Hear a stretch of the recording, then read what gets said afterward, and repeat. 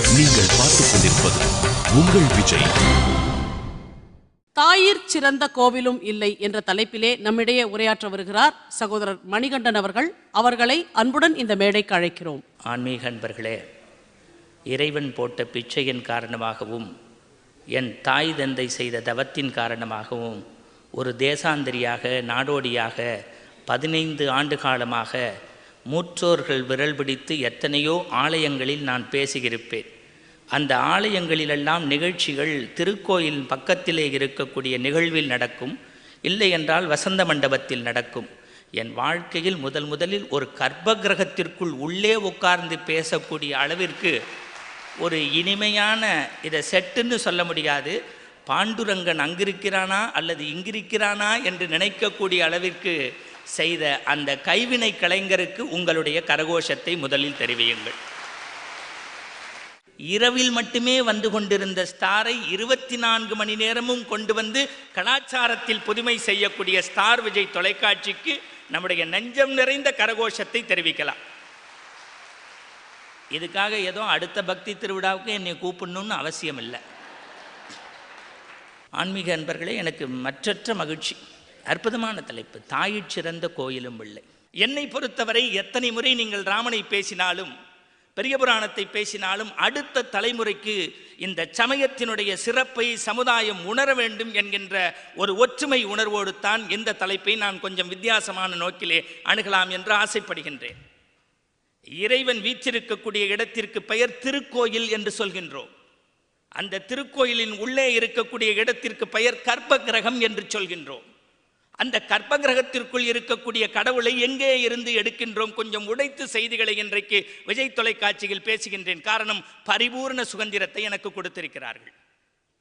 மலையில் இருக்கக்கூடிய கல்லை எடுத்து கடவுளாக செதுக்கி கர்ப்ப கிரகத்தின் உள்ளே வைத்து பிறகு ஆச்சாரிய பெருமக்கள் அவரவர்கள் வசதிக்கு ஏற்ப 11, 9, 7, 3 என்று யாகசாலையை வைத்து நீரையும் நெருப்பையும் மையப்படுத்தி நான் பேசுவது எப்படி மின் ஒலியின் வழியாக உங்களுக்கு கேட்கிறதோ அதுபோல வேத விற்பன்னர்கள் ஆச்சாரிய பெருமக்கள் அந்த மின்கடத்தி என்று சொல்லக்கூடிய தர்பையின் வாயிலாக அடிநாதத்திலிருந்து ஓம் என்கின்ற பிரணவ மந்திரத்திலிருந்து தொடங்கி அந்த குடமுழுக்கு வைபவத்தின் கும்பாபிஷேகத்திற்குள் உள்ளே அந்த வேத மந்திரங்களை சொல்லி இறைவன் குடியிருக்கக்கூடிய கருவறைக்கு மேலே இருக்கக்கூடிய கும்பத்தில் விடுகின்ற போது இறைவனுக்கு கந்திறக்கப்பட்டு பிறகு கடவுள் உயிர் பெறுகின்றான். அவனை நாம் கடவுள் என்று வணங்குகின்றோம், போற்றுகின்றோம், பாராட்டுகின்றோம். எனக்கு இறை நம்பிக்கை நிறைய உண்டு.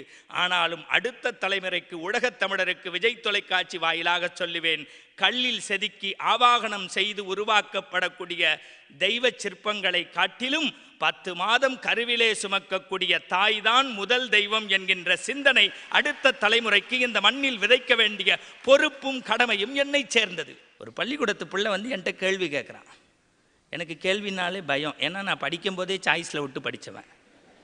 கேட்டவ யாருன்னா என் மகள். அவள் என்கிட்ட ஒரு கேள்வி கேட்டா, அப்பா கர்ப்ப கிரகத்தில் இருக்கக்கூடிய கடவுளை காட்டிலும் அம்மா பெரியவன்னு சொல்கிறியப்பா, எப்படிப்பான்னு கேட்டா.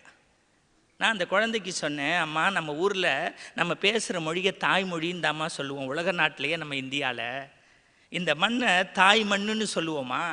இந்த நாட்டை தாய்நாடுன்னு சொல்லுவோமா? நம்ம கும்பிடுற சாமியை பூமாதேவின்னு சொல்லுவோமா? ஜெகன்மாதான்னு சொல்லுவோமா? புவனேஸ்வரின்னு சொல்லுவோமா? எனக்கு இன்னும் புரியலப்பா, இன்னும் கொஞ்சம் இறங்கி வான்னு கேட்டா. நான் சொன்னேன், உனக்கு புரிகிற மாதிரி சொல்கிறேன். திடீர்னு அம்மா என்னை கூப்பிட்டு 100 ரூபா பணத்தை கொடுத்து கடையில் போய் அரிசி வாங்கிட்டு வான்னு சொன்னான். கடைக்கு போனேன், 10 கிலோ அரிசி வாங்கிட்டேன். கடையிலேருந்து எங்கள் ஆற்றுக்கு வர்றதுக்கு 10 நிமிஷம்தான் இடைவெளி. அந்த 10 நிமிஷம் இடைவெளியில் 10 கிலோ அரிசியை இந்த கையிலேருந்து இந்த கைக்கு 10 முறை, இந்த கையிலேருந்து இந்த கைக்கு 10 முறை. இப்போ நன்னா யோசிங்கோ, 10 கிலோ அரிசியை 10 நிமிஷம் இடைவெளியில் நான் 20 தடவை கை மாற்றிட்டேனே. என் தாயினுடைய கருவில் 10 மாதம் நான் சுமந்திருந்தேனே. 7வது மாதம் என் பாரம் தாங்களேன்னு இறக்கி வச்சுட்டு 9வது மாதம் எடுத்து வச்சுக்க முடியுமா? இல்லை 6வது மாதம் இறக்கி வச்சுட்டு திருப்பி 8வது மாதம் எடுத்து வச்சுக்க முடியுமா? அம்மா 10 கிலோ அரிசியவே நம்மளால் 10 நிமிஷம் சுமக்க முடியலையம்மா. 10 மாதம் நம்மளை கருவில் சுமந்து உச்சந்தலையிலேருந்து உள்ளங்கால் வரைக்கும் உனக்கு எது வேணும் எது வேணும் எது வேணும்னு உனக்கு வேண்டியதை பார்த்து பார்த்து சேர்த்து சேர்த்து இவ சாப்பிட்டாலம்மா. இன்றைக்கு சொல்றேம்மா, தன்னுடைய இரத்தத்தை பாலாக்கி தோளை தொட்டிலாக்கி கையை கட்டிலாக்கி தரக்கூடிய ஒரு உலகத்தில் ஒரே வார்த்தையில் ஒரு இலக்கியம் உண்டுன்னா அவளுக்கு பேர் தான்மா அம்மா அம்மா அம்மா அப்படின்னு நான் சொன்னேன். அப்போ அவ சொன்னா என்னம்மா செய்யணும்னா, நீ மட்டும் இல்லைம்மா, இந்த நிகழ்ச்சியை பார்க்கக்கூடிய எல்லா குழந்தைங்களையும் இன்னமே பொழுது விடிஞ்சு கதிரவன் உதித்தா வணங்க வேண்டியது அம்மாவன்னு சொன்னேன்.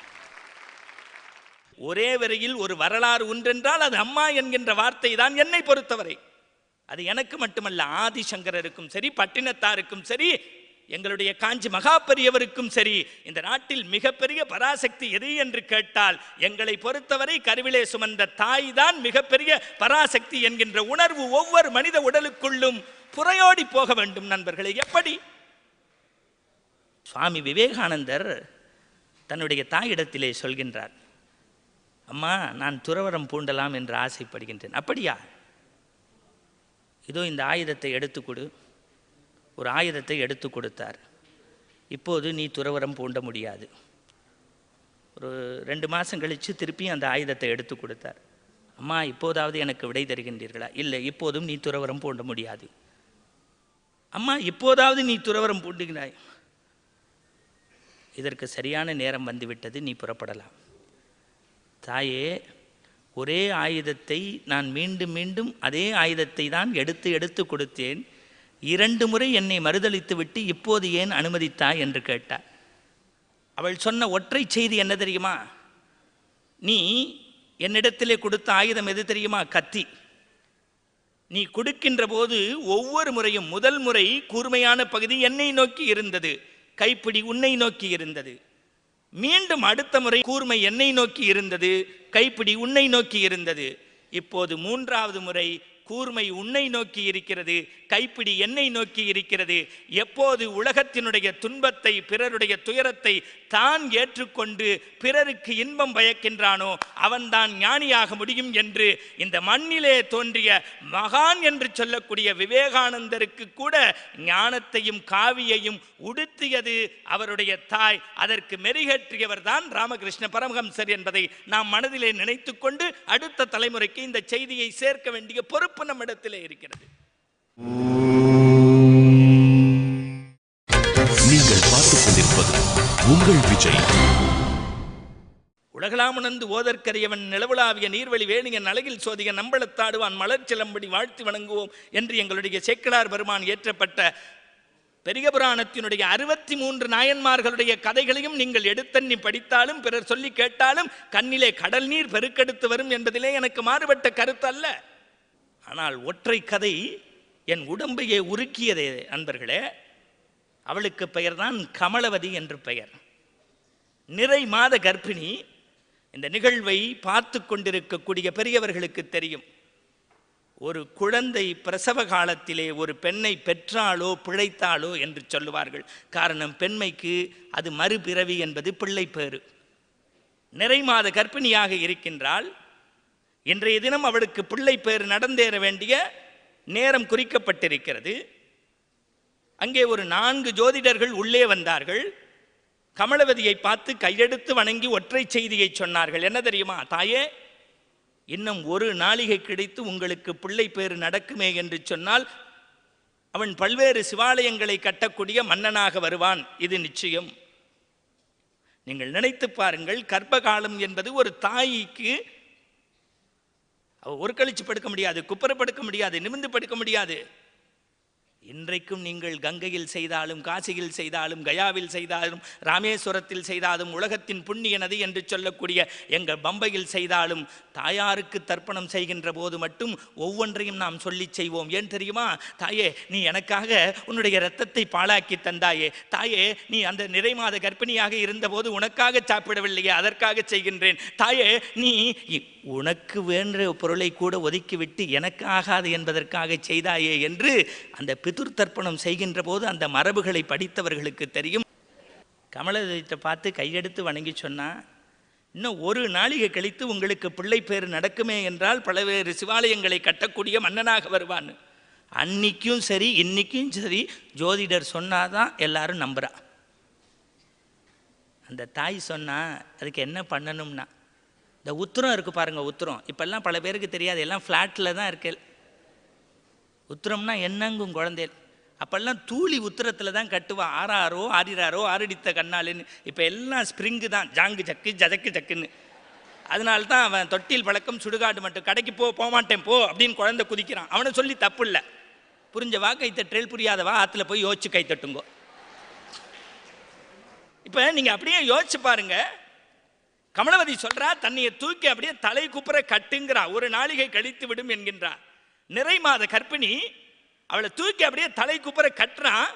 உடம்பிலே இருக்கக்கூடிய அத்தனை இரத்தங்களும் ஒரு சேர ஒரே பகுதியில் வந்து சேர்கிறது, ஒரு நாளிகை முடிக்கிறது, அந்த வெளியேற்றப்படுகின்றது அந்த பிள்ளை.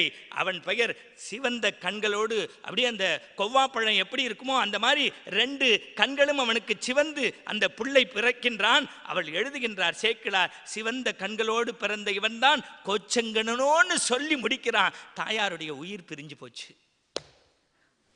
நீங்க நினைத்து பாருங்கள், தன்னை பற்றி கவலைப்படாமல், தன்னுடைய வாழ்வை பற்றி யோசிக்காமல், தனக்கு பிறக்கக்கூடிய பிள்ளை இந்த மண்ணில் மகானாவான், இந்த மண்ணில் மன்னனாவான், இந்த மண்ணில் அவன் பெயர் விளங்கக்கூடிய சிவாலயங்களை கட்டுவான் என்கின்ற ஒற்றை சொல்லுக்காக தன் உயிரையும் துறப்பதற்கு சம்மதிக்கக்கூடிய ஒரு உயிர் ஒன்றென்றால் அதுதான் நம்மை பெற்ற தாய் என்பதை இந்த மண்ணுக்கு அழுத்தம் திருத்தமாக சொன்னதுதான் பெரிய புராணம் என்பதை மறந்து விடாதீர்கள். சில பேர் கடவுள்கிட்ட வேண்டும்போது கூட என்ன வேண்டணும்னு தெரியாது. நான் இன்னைக்கு உங்கள்கிட்ட எல்லாருக்கும் சொல்கிறேன், அவா வசதிக்கு தகுந்தாப்புல தான் கேட்குறேன். நான் உங்கள்கிட்ட கேட்குறேன், இன்னுமே அவா கோவிலுக்கு போகிறவா நீங்கள் கடவுள்கிட்ட எதையுமே கேட்காதீங்கோ. ஏன்னா நம்ம எப்போதுமே நம்ம குவாலிஃபிகேஷனுக்கு தான் கேட்க தெரியும். நம்மளா கேட்டால் கேட்குறத கடவுள் கொடுப்பான், கேட்கலன்னு வச்சுக்கோங்க தன்னையே கொடுப்பாங்கிறத மட்டும் இந்த பக்தி திருவிழாவில் நம்ம. என்னையை பொறுத்த வரைக்கும் எனக்கு கடவுள் கொடுத்த பெரிய பொக்கிஷம் எது தெரியுமா? என்னுடைய தாய்ங்கிறத நான் நம்புகிறவன். உலகத்தில் அவனுக்கு பெரிய பொக்கிஷத்தை இந்த மண்ணில் கொடுக்கறது தான் தாய். அண்மையில் இணையதளத்தில் படித்தேன் 2 நாளைக்கு முன்னாடி, அசந்துட்டேன் சார், அசந்துட்டேன். 20 வயசில் ஒரு அம்மா கல்யாணம் ஆனோன்னு 2 வருஷம் ஆயிருக்கு, பிள்ளை பேர் இல்லை, கடவுள்கிட்ட போய் வேண்டியிருக்கா, பகவானே எனக்கு ஒரு பிள்ளை பேர் வேணும்னு. அடுத்த 5 வருஷம் கழித்து என் குழந்தை நல்ல புத்தியோடு இருக்கணும்னு வேண்டியிருக்கு. அப்படியே நாள் ஆக ஆக ஆக ஆக 20 வயசு அப்படியே தாண்டி எடுத்து இந்த அம்மாவுக்கு 60 வயசு ஆகிடுது. இந்த இடப்பட்ட நாளெல்லாம் கடவுளே நான் சொர்க்கத்துக்கு போகணும் சொர்க்கத்துக்கு போகணும் சொர்க்கத்துக்கு போகணுன்னு சொன்ன இந்த தாய் தன்னுடைய 60வது வயசில் இந்த பரந்தாமனுடைய சன்னிதானத்தில் வந்து வேண்டா, நாராயணா வாசுதேவா எப்படியாவது என் உயிரை நரகத்துக்கு கொண்டு போயிடு, எப்படியாவது என் உயிரை நரகத்துக்கு கொண்டு போயிடு. கடவுள் கண் முன்னாடி தோன்றி கேட்குறான், என்னம்மா எல்லாருக்கும் வயசு ஆக ஆக தான் ஞானம் வரும், சின்ன வயசில் சொர்க்கம் போகணும்னு நீ கேட்ட, இப்போ வந்து ஞானம் வந்ததுக்கு பிறகு வீடு பேர் அடையணும், இறைவனுடைய திருப்பாதத்தை சிக்கனை பிடிக்கணும்னு நீ கேட்காம நரகத்துக்கு போகணும்னு கேட்குறியே, இது முறையா, இது தர்மமா, இது நீதியா, இது நியாயமான்னு நாராயணனே கேட்டான். அதுக்கு அந்த தாய் சொன்னா, முதல்ல எனக்கு பிள்ளை வரம் இல்லை, அதுக்காக கேட்டேன். அப்புறம் என் பிள்ளைய நல்லா வளர்க்கணுமேன்னு நான் சொர்க்கம் போகணுன்னு நினச்சேன். எனக்கு பிறந்த இந்த நல்ல குழந்தை 20 வருஷமாக சமூகத்தில் அவ்வளோ அயோக்கியத்தனமும் செஞ்சுட்டான். இந்த சமூகம் எல்லாரும் சேர்ந்து அவனை சொல்லியிருக்கா, நீ எப்படியும் உனக்கு நரகம் தாண்டா கிடைக்கும்னு. நான் என் காதார கேட்டிருக்கேன். என் குழந்தை நரகத்தில் துன்பப்பட்டா துயரப்பட்டா அவனுக்கு ஆறுதல் சொல்லி மருந்து போடுறதுக்கு தாய்ங்கிற நான் தானேடா அங்கே அருகில் இருக்கும், எனக்கு நரகத்தை கொடு நரகத்தை கொடு நரகத்தை கொடு நாராயணான்னு சொன்னான். சார் இதை விட ஒரு தெய்வம் இந்த மண்ணுலகத்தில் இருக்க முடியுமா சார்? உலகத்துக்கே யாரா பரம்பொருள்னா சிவபெருமானும் பார்வதியும். எல்லாரும் பார்வதிட்டையும் சிவபெருமான்ட்டையும் போய் வரந்தான் கேட்டா, எனக்கு அது வேணும் இது வேணும்னு கேட்டா. ஆனால் நான் படித்த பெரிய புராணத்தில் ஒரு அம்மா என்ன பண்ணா, தன்னையே துறவரம் பூண்டு கொண்டு தலையாலேயே கைலயம்கிரிய நடக்கி எம்பெருமானை நோக்கி போனா. பார்வதி ஒரு இடி இடிச்சா. சில பேருக்கு எப்போதுமே அம்மா இடிச்சாதான் ஐயாவுக்கு புரியும். யார் இதுன்னா, எம்மை பேணி வரும் அம்மைகான்னு சொன்னான். அப்படியே சிவபெருமான் அந்த தாயை எடுத்து கையை பிடிச்சிட்டு சொல்றா, அம்மா, உலகத்தில் எல்லாரும் கார்த்தால எந்திருந்து அவ புனித நீராடி புண்ணிய உடை உடுத்தி மந்திரமாவது நீர் வானோர் துதிக்கப்படுவது நீர் சமயத்துள்ளது நீருன்னு விபூதியை பூசிண்டு காதலாகி கண்ணீர் மல்கி கசிந்துருகி என்னுடைய பாதத்தில் வணங்கி எனக்கு அதை கொடு இதை கொடுன்னு கேட்பான். நாங்கள் தான் எல்லாருக்கும் கொடுத்தோம். ஏன்னா அவன் சொல்லும் போதே அம்மா அப்பா அம்மா அப்பான்னு என்னை சொல்லிடுறான். உலகத்தில் என் துன்பத்தை நான் சொல்கிறதுக்கு யாராவது ஒருத்தர் வேணுமே. எங்கள் அம்மாவை தவிர வேறு யார் இருப்பா? நான் யாரை சொல்கிறதுன்னு நினச்சேன். நான் கடவுள்னு பேர் தான், ஆனால் எனக்கே நீந்தாண்டா அம்மான்னு சொல்லி ஒரு நாயன்மாரை புகழ்ந்தான்னா சிவபெருமானுக்கே முடிவு பண்ணிட்டான். தன்னுடைய துன்பத்தை செவி கொடுத்து கேட்கக்கூடிய ஒரு பொருள் உண்டென்றால் அது தாய்தான் என்பதை தீர்மானித்துதான் காரைக்கால் அம்மையை பார்த்து சொன்னான், எம்மை வேணும் அம்மைகான். இதுல என்ன சிறப்புன்னு கேட்டா,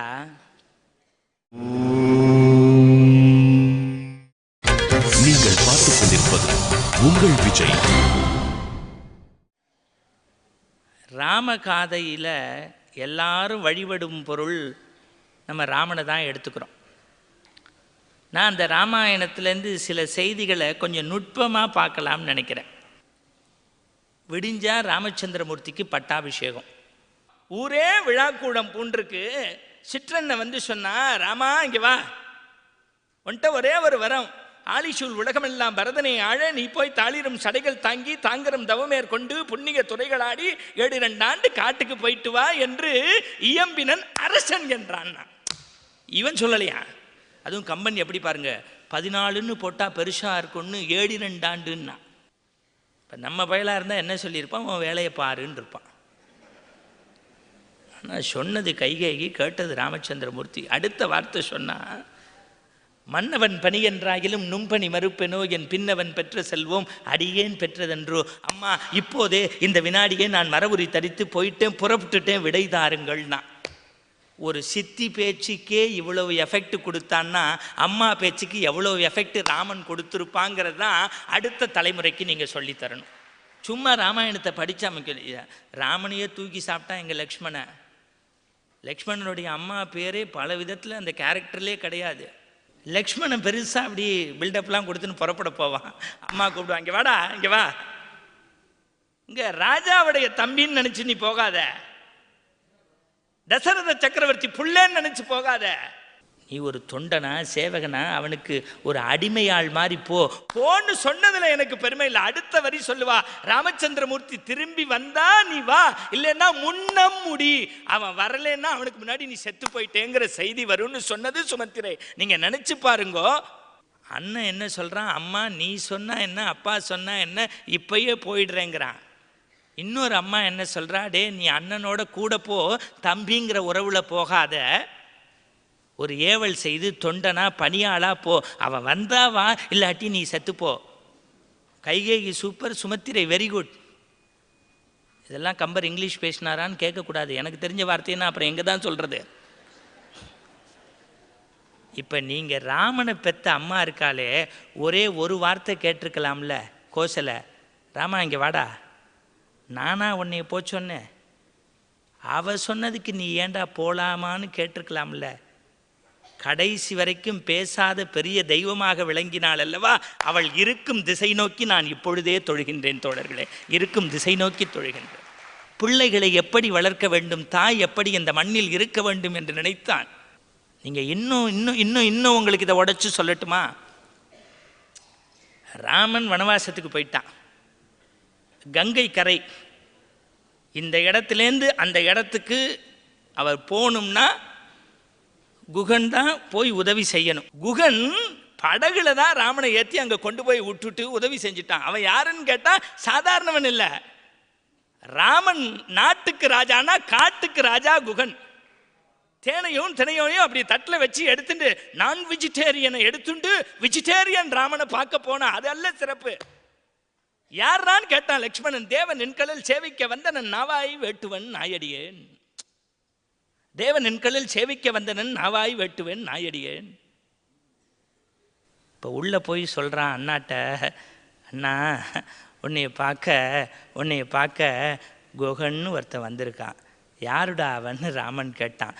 அப்பதான் ஒரு வார்த்தை சொல்றான் பாருங்க, தாயினும் நல்லாள், தாயினும் நல்லாள். அப்போ இந்த உலகத்தில் பரம்பொருளாக இருக்கக்கூடிய ராமச்சந்திரமூர்த்தி நாளெல்லாம் தெய்வமாக மதிப்பிட்டது தாயை. இவன் ஒருவரை நல்லவர் என்று ஒருவருக்கு அடையாளம் படுத்த வேண்டுமென்றால் அவனுக்கு அளவுகோலாக லக்ஷ்மண ஆழ்வாருக்கு இருந்ததும் தாய்தான். அதனால் தான் குகனை அறிமுகப்படுத்துகின்ற போது தாயினும் நல்லாள் என்றால், இந்த நாட்டில் பிறர் அன்பு செலுத்துகிறார் என்றால், பிறர் எந்தவித எதிர்பார்ப்பும் இல்லாமல் நம்மிடத்திலே நேசம் காட்டுகிறார் என்றால் அவர் யாருக்கு சமமானவர்? அன்னைக்கு சமமானவர் என்பதை 1000 ஆண்டுகளுக்கு முன்பே கம்பநாட்டாழ்வான் எழுதி வைத்திருக்கிறான். எனவே நான் இன்றைக்கு அழுத்தம் திருத்தமாக சொல்கின்றேன், தாயிற் கோயிலும் இல்லை இல்லை என்பதை உங்கள் மனதில் ஆழமாக நீங்கள் பதித்துக் கொள்ளுங்கள்.